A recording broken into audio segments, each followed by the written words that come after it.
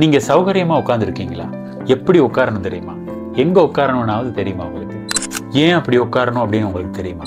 நீங்க ஏதாவது ஒரு விஷயத்தை சாதிக்கணுமா இருந்தா எங்க உட்காரணும், எந்த மேசையை நீங்க அந்த விஷயத்துக்கு பயன்படுத்தணும் அப்படிங்கிறது ரொம்ப முக்கியம். இது சாஸ்திரம் கிடையாதுங்க, உடல் மொழி, அதாவது நம்மளுடைய பாடி லாங்குவேஜ் அப்படின்னு சொல்லலாம். ஸோ நம்மளுடைய ஏதாவது ஒரு டிஸ்கஷன் ஒன்று நம்ம ஆர்கனைஸ் பண்ணுறோம் அப்படின்னு சொல்லி வைப்போம். அப்படி இல்லாட்டி ஒரு மீட்டிங் ஒன்று, இல்லாட்டி ஏதோ ஒரு இன்டர்வியூ ஒன்று, இல்லாட்டி யாரோ வராங்க, நீங்கள் அவங்கள சந்திக்க போகிறீங்க. ஸோ இந்த மாதிரி விஷயங்கள் நம்ம நடத்தும் பொழுது எந்த இடத்துல என்ன மாதிரியான ஒரு டேபிளை, என்ன மாதிரி ஒரு சேரை நம்ம ஆர்கனைஸ் பண்ணால் நல்லாயிருக்கும், அந்த விஷயம் எப்படி சக்ஸஸ் ஆகும் அப்படிங்கிறத தான் நான் உங்களுக்கு இன்றைக்கி சொல்ல போகிறேன். பொதுவாக நம்ம செவ்வக வடிவான டேபிள், அதாவது ரெக்டாங்கிள் டைப் டேபிள்ஸை நம்ம யூஸ் பண்ணுறது எங்கே பார்த்துருக்கோம் அப்படின்னா, நிறைய ஆஃபீஸ் வழியே நம்ம அதை பார்த்துருப்போம். ஆஃபீஸ்களில் ஸ்டாஃப்ஸ் உட்கார்றது வந்து ஒரு ரெக்டாங்கிள் ஷேப்பில் தான் இருக்கும். ஸோ அதில் வந்து என்ன நன்மை இருக்குது அப்படின்னு சொன்னால், நம்ம பேச போகிறவங்க நமக்கு எதிராகவே முன்னுக்கு உட்கார போகிறாங்க. ஸோ இன்டர்வியூக்கு கூட இந்த மாதிரியான டேபிளை நம்ம செட் பண்ணுறதுக்கு காரணம் என்னென்னா, ரொம்ப க்ளோஸாக நம்மக்கிட்ட இருப்பாங்க. நம்ம கேட்குற விஷயங்கள், அவங்களோட ரியாக்ஷன், அவங்களோட உடல் மொழி எல்லாத்தையுமே நமக்கு அடையாளம் கண்டு அதை நல்லா கிரகிச்சிக்கலாம் ஒரு விஷயத்தை. இன்னொரு முக்கியமான விஷயம் தான், அந்த மாதிரி டேபிளை நம்ம யூஸ் பண்ணுறதுனால நடக்க போகிறது, நம்மளுடைய ஐ கண்டெக்ட் ரொம்ப கிட்ட, அவங்களுடைய ஐயோட நம்ம வந்து ரொம்ப சமீபிச்சு இருப்போம். ஸோ அந்த ஐ கண்டெக்ட் வந்து ஜெனரலி சூப்பராகவே இருக்க போகுது.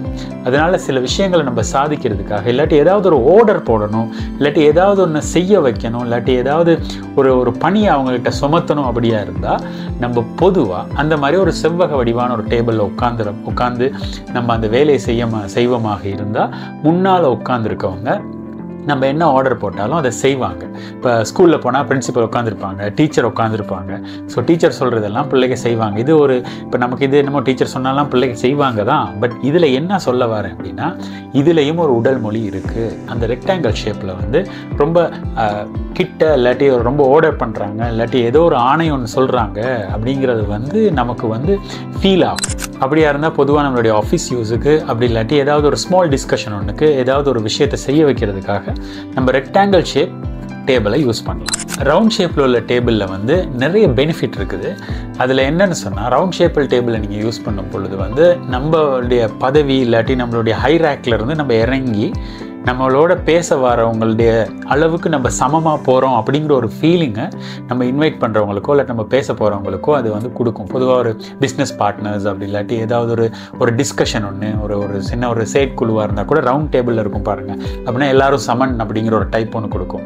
ஆனால் ஒரு சில இடங்களில் கான்ஃபரன்ஸ் ரூம்லேயும் இந்த ரவுண்ட் ஓவல் ஷேப்பில் போட்டிருப்பாங்க ரவுண்டாக. பட் அது வந்து ஒரு கம்பீரத்தன்மையை கொடுக்கும். ஒரு சேர் பர்சனுக்கு வந்து உயரமான சேரை போட்டு உயர்த்திடுவாங்க, மற்றவங்க எல்லாரும் சமன் அப்படிங்கிற நிலைமையை காட்டும். நான் அந்த ஓவல் ஷேப் டேபிளை பற்றி நான் உங்களோட பேசலை. இந்த இடத்துல நான் உங்கள்கிட்ட பேசுகிறது ரவுண்ட் டேபிள். ரவுண்ட் டேபிள்ங்கிற நேரம் ஒரு க்ளோஸ் ஒன்று ஏற்படும். பக்கம் இருப்பாங்க. உங்களுக்கு அந்த இடம், எனக்கு இந்த இடம்லாம் போட்டியெல்லாம் வராது. அந்த மாதிரி ஒரு இதில் அப்போ எல்லாரும் சமன் அப்படிங்கிற ஒரு நிலைமையே வரும். ஏதாவது ஒரு விஷயத்தை நம்ம சுமூகமாக பேசி, ஒரு சமாதான பேச்சுவார்த்தையா, இல்லாட்டி ஒரு கல்யாண பேச்சுவார்த்தையா, இல்லாட்டி அந்த மாதிரி ஏதாவது ஒரு விஷயத்தை அக்ரி பண்ண வைக்கிறதுக்கா, ஏதாவது ஒன்று ப்ரப்போஸ் பண்ணுறதுக்கு இந்த ரவுண்ட் டேபிள் வந்து ரொம்ப நல்லாயிருக்கும். அது வந்து சாத்தியமாகும். அதை நம்ம பேசும் பொழுது எதிராக உள்ளவங்க வந்து ரொம்ப ஈஸியாக அதை கிராப் பண்ணிக்கிட்டு, அதே மாதிரி அவங்களுக்கு அக்ரி ஆகிறதுக்கு இந்த ரவுண்ட் டேபிள் ஒரு நல்ல சூழ்நிலையை அமைச்சு கொடுக்கும். ஸோ இதுக்கு பிறகு நீங்கள் யார்கிட்டையாவது நல்ல விஷயமா அவங்களோட சமனாக இருந்து பேசணும் அப்படின்னு நினச்சிங்களா இருந்தால் ரவுண்ட் டேபிளை செலக்ட் பண்ணுங்கள். அவங்கள அக்ரிப்படுத்துறதுக்கு ரொம்ப ஈஸியாக இருக்கும். அவங்க ஓகே சொல்லிட்டு தான் போவாங்க. ஸ்கொயர் டேபிள் நம்ம பார்த்துருப்போம். பொதுவாக டைனிங் அப்படின்னா நம்ம எங்கேயாவது ஒரு ஹோட்டலில் போன மாதிரி இருந்தால் பொதுவாக ஸ்கொயர் டேபிள்ஸ் இருக்கும். 4 பேர் உட்காரலாம்ல. ஸோ அப்படி போய் உட்காரும் போது நீங்கள் கவனிச்சிருக்கீங்களா? நீங்கள் ஃபேமிலியாக போய் பாருங்கள்.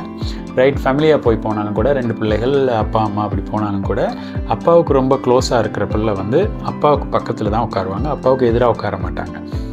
ரைட், அதே மாதிரி சகோதரங்கள், சிப்ளிங் இடையில வந்து எதிரில் தான் உட்காருவாங்க. ரைட், ஸோ 2 பேரும் க்ளோஸ் இல்லைங்கிறது அதோட அர்த்தம் இல்லை. பட் எதிராக தான் உட்காருவாங்க. க்ளோஸ் இடத்துல உட்கார மாட்டாங்க. அப்படி க்ளோஸ் இடத்துல உட்காந்தா அவங்க ரொம்ப பொண்டானவங்க, அண்ணன் தம்பிக்குள்ளே, இல்லாட்டி அக்கா தங்கச்சிக்குள்ளே அப்படின்னு சொல்லி நம்ம எடுக்கலாம். பொதுவாக ஸ்கொயர் டேபிளில் என்ன ஃபீலிங் கொடுக்கும் அப்படின்னு சொன்னால், இப்போ பக்கத்தில் உள்ளவங்க வந்து ரொம்ப க்ளோஸ் ஆனவங்க, இவங்க வந்து நமக்கு சப்போர்ட் பண்ண போகிறாங்க இந்த டிஸ்கஷனுக்கு அப்படிங்கிற மாதிரி தான் ஒரு ஃபீலிங்கை கொடுக்கும்.